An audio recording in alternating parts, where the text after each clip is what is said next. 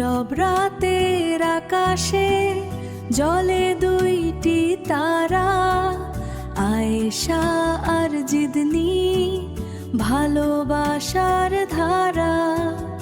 একজনের চোখে স্বপ্ন, অন্যজনের দোয়া, একসাথে পথ চলে তারা, নেই কোনো ক্ষোভ ছোঁয়া।